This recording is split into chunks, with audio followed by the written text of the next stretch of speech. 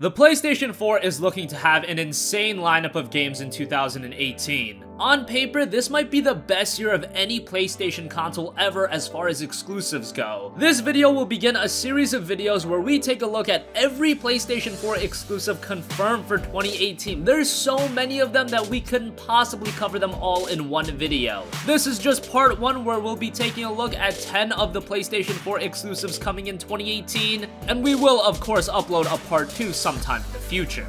Now, all of the games that are going to be mentioned in this series of videos are PlayStation 4 console exclusives. Some of these titles will make an appearance on PC. However, if you're looking to play the games on console, PlayStation 4 is the only place to do so. With that being said, let's get right into this. Dissidia Final Fantasy NT. Dissidia Final Fantasy NT actually began as an arcade title over in Japan, but now it's making its debut on the PlayStation 4. For those of you that don't know, Dissidia Final Fantasy was actually a series that was on the PlayStation Portable, and both games of that series were great. Dissidia Final Fantasy as well as Dissidia Final Fantasy 012. Dissidia Final Fantasy NT is a little bit different now that it's on the PlayStation 4. Obviously, from a graphical department, it's seeing a gigantic leap. However, it does lack the traditional story mode that was presented in the other Dissidia Final Fantasy games. This time around, battles will also be 3-on-3, so it's a little bit different in terms of gameplay, but it still looks like a solid title, especially if you're a fan of Final Fantasy. Dissidia Final Fantasy NT hits the PlayStation 4 on January 30th.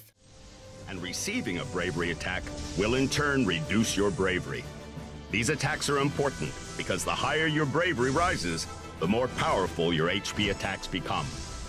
When your bravery is... Shadow of the Colossus Remake. Shadow of the Colossus is one of the most iconic PlayStation 2 games of all time, and you can make an argument it's one of the best PlayStation 2 games of all time, and that says a lot because the PlayStation 2 was loaded with amazing games. Shadow of the Colossus was the second game from Team Ico after Ico, which was also a great game, but I think most remember Shadow of the Colossus more fondly. It's a fantastic game, and now it's coming to the PlayStation 4 in a full-on remake. Yes, this is not an HD remastering. We already got that with the Team Ico collection.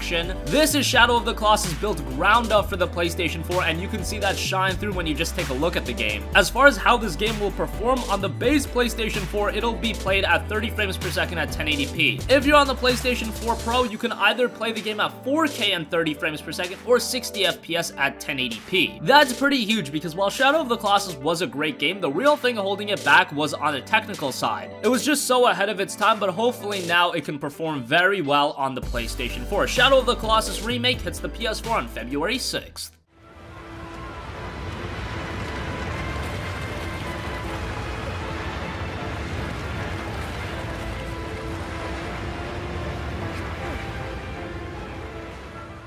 Ni no Kuni 2 Revenant Kingdom. Ni no Kuni was one of the best Japanese RPGs of last generation. It probably was the best Japanese RPG, although last generation didn't bring with it a lot of fantastic JRPGs, but Ni no Kuni was definitely one of them. This generation is far different, and it's been stacked with fantastic Japanese RPGs, and Ni no Kuni 2 Revenant Kingdom looks to be another one. Once again, it is developed by Level 5, and you've got that great art style that was also present in the first title. As far as story goes, you play as a young king who is usurped from his castle and sets out to reclaim his kingdom. You'll be able to freely navigate through a gorgeous open world, and gameplay-wise it looks solid too. Ni no Kuni 2 Revenant Kingdom hits the PlayStation 4 on March 23rd.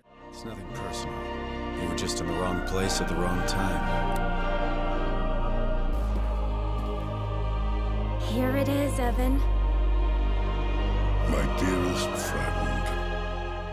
Dragon's Crown Pro. Dragon's Crown was a game developed by Vanillaware, a studio maybe a lot of you aren't familiar with. Well, if you aren't, you should definitely get up to speed with the games they've done. They've done some excellent 2D action RPGs, including Muramasa the Demon Blade, Odin Sphere, and of course Dragon's Crown, which is set in a medieval world of swords and sorcery. It sees up to 4 players traveling through dangerous dungeons and labyrinths in search of fortune and adventure. You'll be able to play through the game cooperatively with both local multiplayer and 4-player drop-in, drop-out sessions. Dragon's Crown Pro arrives to the PlayStation 4 sometime in the spring.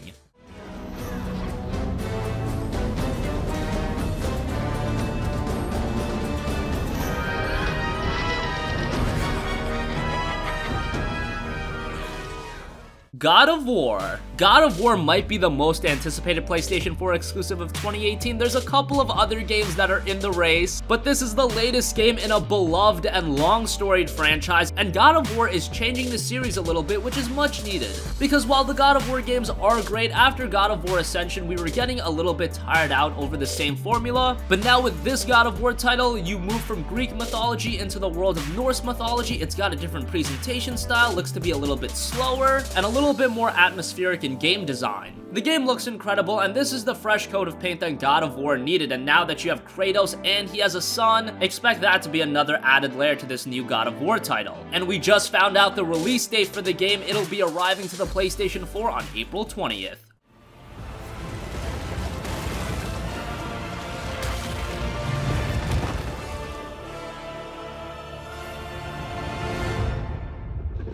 Can you kill something that big?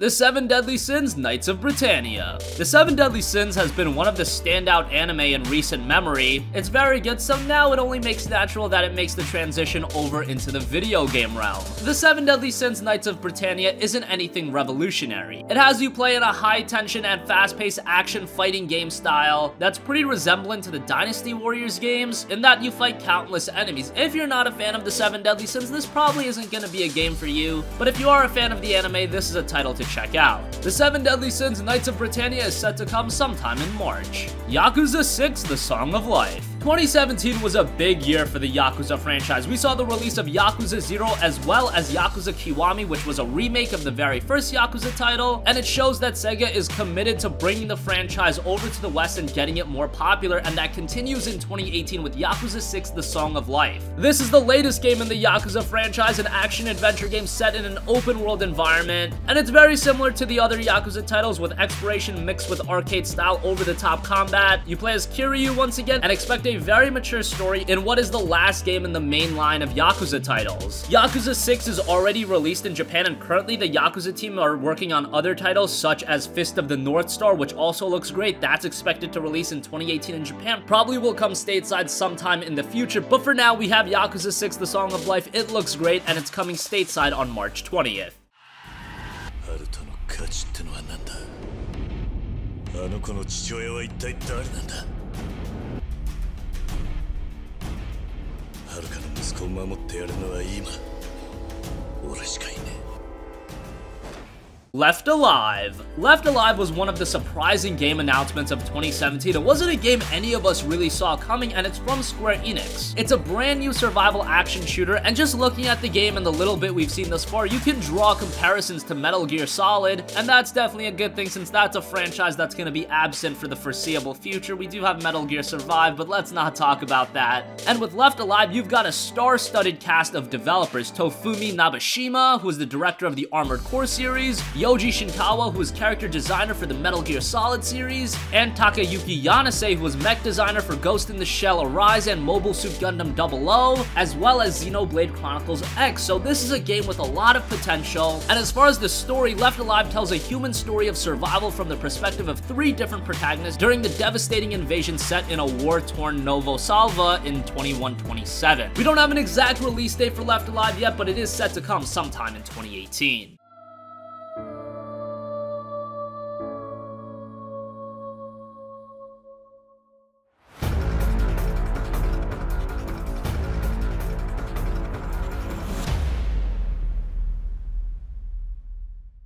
Shenmue 3. Shenmue 3 was a game that so many of us have wanted for a very long time, and after a while, we just thought it was a game that wasn't going to come to fruition. However, in 2015 at Sony's E3 conference, it was finally announced that Shenmue 3 would be happening. The game was help funded via Kickstarter, where it raised over $6 million, making it the highest funded video game and the 6th highest funded campaign in Kickstarter history. Now, Shenmue is a very story-driven franchise, and I know there's an audience of gamers out there that want to play Shenmue 3, however, they haven't played Shenmue 1 or 2. There are rumors circulating that there will be a Shenmue 1 and 2 collection, and that seems like something that has to happen because you need to introduce this franchise to a younger generation of gamers or gamers that haven't played the game and show them why Shenmue is so incredible and get them excited for Shenmue 3, which is supposed to release by the end of the year.